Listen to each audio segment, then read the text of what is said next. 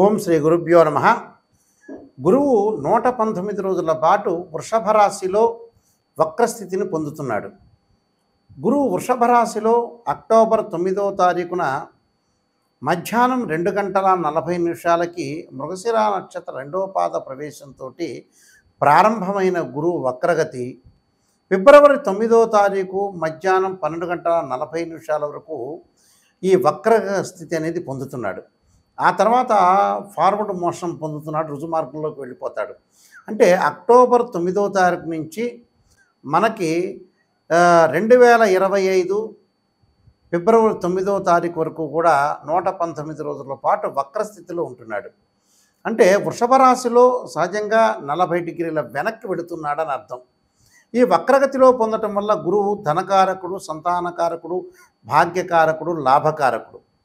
ప్రతి రాశి నుంచి మనం చూసుకునేటట్లయితే 2, 5, 7, 9, 11 స్థానాల్లో గురువు మంచివాడని, సుఫలితాన్ని ఇస్తాడని, మిగతా స్థానాల్లో అశుఫలితాలు ఇస్తాడని మన గోచారం అనేది తెలుపుతుంది.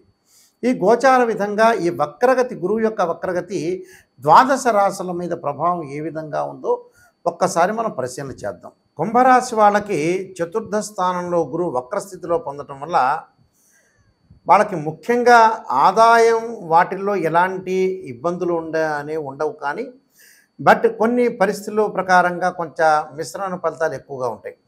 ఆ మిశ్రమ ఫలితాల్లో అన్నదమ్ములతోటి వివాదం అనేది కొంత బాధాకరంగా ఉండటం, కొంత కుటుంబ సమస్యలు, బంధుమిత్రులతోటి విరోధ భావాలు, మిత్రత్వం అనేది చెడిపోవటం, వృత్తి ఉద్యోగ వ్యాపార రంగాల్లో బాగా ధనాన్ని సంపాదించడం, పై అధికారుల యొక్క మన్ననలు, ఆరోగ్యము గురించి, వైద్య చికిత్సల గురించి కొంత డబ్బులు, మందులు అధికంగా ఖర్చు పెట్టే అవకాశాలు ఎక్కువ ఉంటాయి. అంటే వృత్తి వ్యాపారాల యందు అనుకూలంగా ఉంటుంది, బిజినెస్ విస్తరణ చేస్తారు ఉద్యోగస్తులకి. కానీ ప్రైవేట్ సెక్టార్ ఆర్ గవర్నమెంట్ సెక్టార్లో ఉన్న వ్యక్తులందరికీ కూడా అధికారుల యొక్క మన్ననలు బాగా పొందుతారు. మన్ననలు పొందటమే కాదు, మంచి వాతావరణము, గతంలో ఏదైతే వ్యతిరేక శక్తులు ఉంటాయో, శత్రువులు ఉంటారో వాళ్ళందరూ కూడా మిత్రులుగా మారుతారు. మిత్రులుగా మారటం ఒకటి, అన్నదమ్ముల మధ్యలో ఎందుకు వివాదం వస్తుందో డబ్బు పరంగా వివాదాలు రాకుండా సఖ్యతగా ఉండాలి. అంటే కోర్టు సమస్యలు రాకుండా పిత్రార్జితం పంచుకోవటంలో కానీ, వ్యాపార పరంగా కొన్ని లాభాలు తగ్గకుండా చూసుకోవాలి.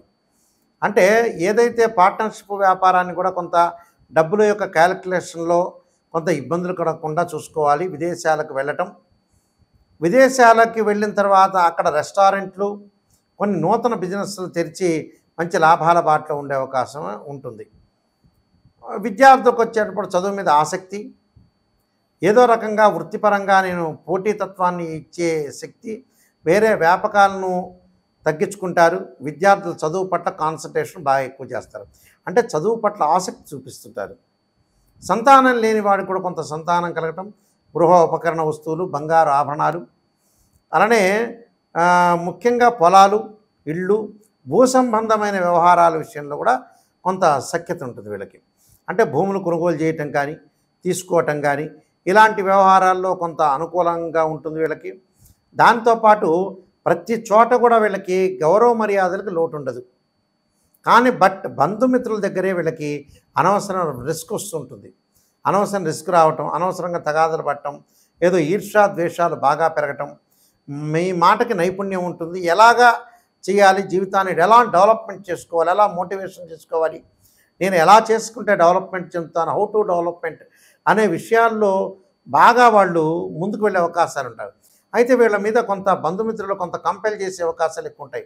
అంటే బాగా ఒత్తిడి గురి చేస్తారు. ఆ ఒత్తిడి మాటలు వినకుండా, అలానే ఆదాయం పెట్టుబడి పెట్టే వాటిల్లో జనరల్గా వీళ్ళు ఏం చేయాలంటే, మళ్ళీ ఇన్స్టెంట్గా మనీ వచ్చే మనం ఇవ్వటం, వస్తువు ఇవ్వటం, ఇన్స్టెంట్గా మనీ ఇవ్వటం అనే పాయింట్ మీదే వీళ్ళు ఫోకస్ పెట్టాలి.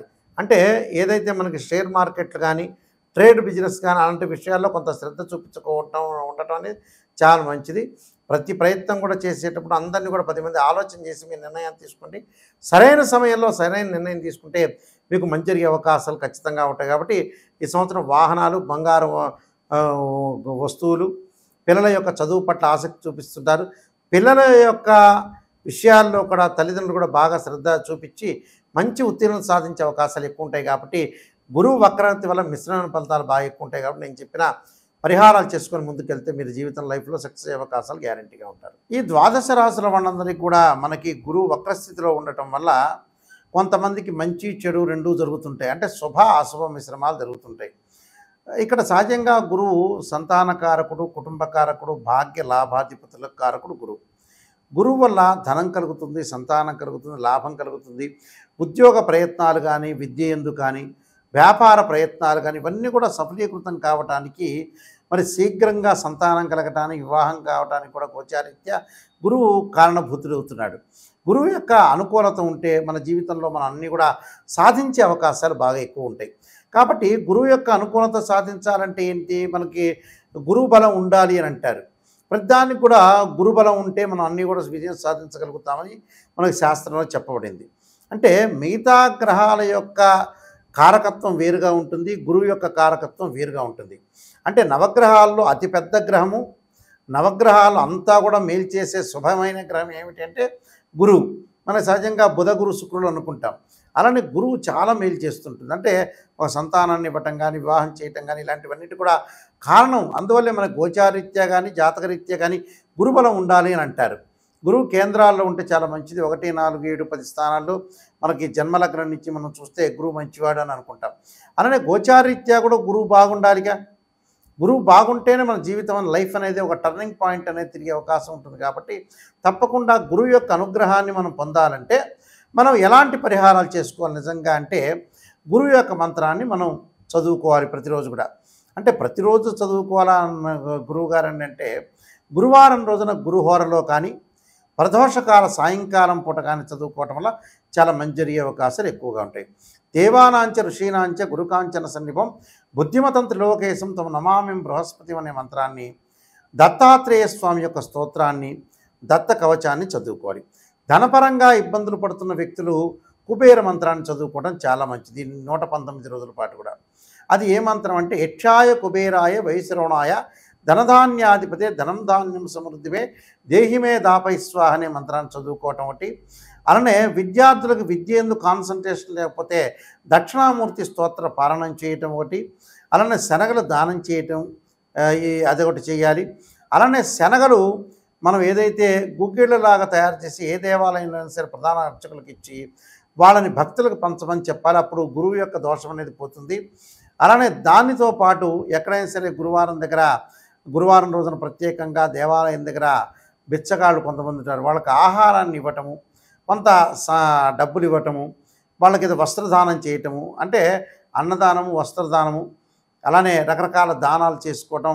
కొంతమంది వర్షాకాలంలో కానీ కొడుగు దానం అంటే పాదుక దానం ఇలాంటివి దానాలు చేస్తుంది. అంటే ఎవరికైనా సరే మనం మంచి చేయటం వల్ల మనకు మంచి జరిగే అవకాశం ఉంటుంది. పూర్వజన్మలో ఉండే కర్మ ఫలితం అంతా తొలగిపోతుందని మనకి శాస్త్రంలో చెప్పారు. కాబట్టి మీరు తప్పకుండా నేను చెప్పిన పరిహారాలు చేయండి.